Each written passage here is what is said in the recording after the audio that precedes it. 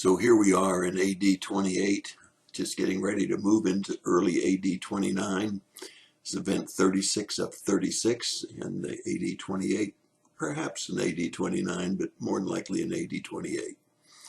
The returning of the 12, reporting back to Jesus, and then they're all dog-tired, obviously, and so is Jesus, and he suggests that they leave there and go and rest a while, to go across to the Sea of Galilee.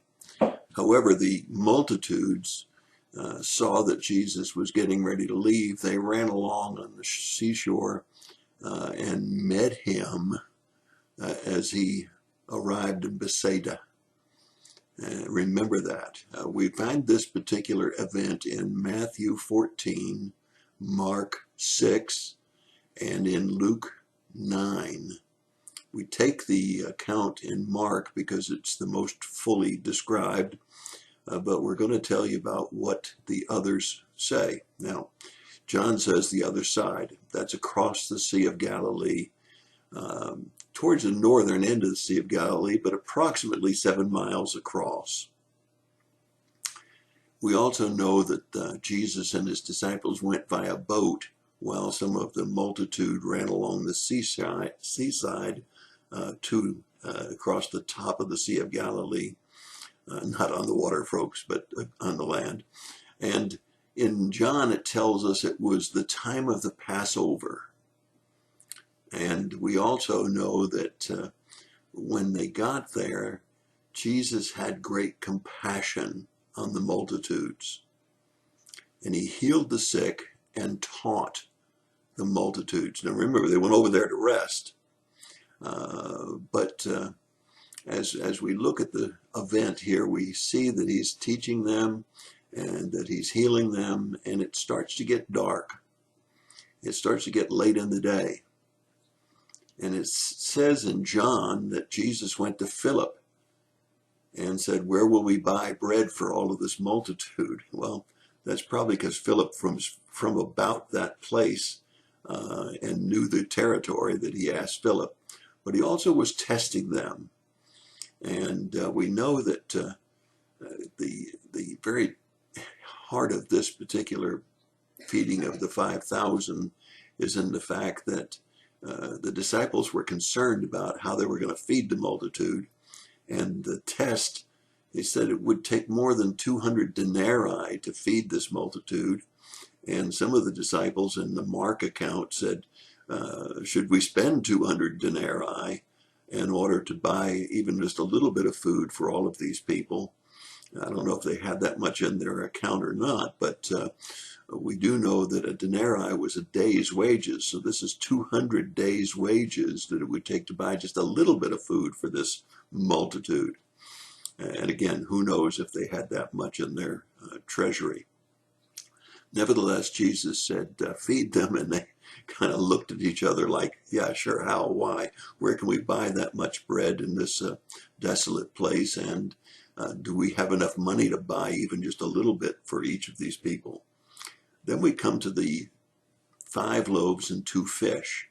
In Mark, it just tells us the quantity. In Matthew, it tells us the quantity, but we have to go to the Gospel of John in chapter 6 to find out that there is a little boy who has these 5 loaves and 2 fish. And we find that those fish and loaves are brought to Jesus, and he has them sit down in groups. It apparently was 100 groups of 50, and that's why they knew that it was the feeding of the 5,000. Probably would have just been a multitude until he actually had them sit down in groups so that the number could be actually recorded accurately by the Holy Spirit here in these 3 Gospels. And it says that Jesus looked towards heaven, and that as he did, he blessed the food, blessed the bread and the fish.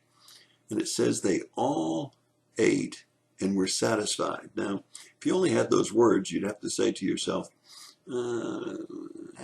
what do you mean satisfied? I mean, sometimes people, when they see there's not too much food, will eat just a little bit and say, I'm satisfied. But it tells us in the gospel account in John that they were filled, that they had all they wanted, and they were totally satisfied that they'd eaten enough. And we know that as we look at these different gospel accounts, that we have the 5,000 was just men, not including women and children.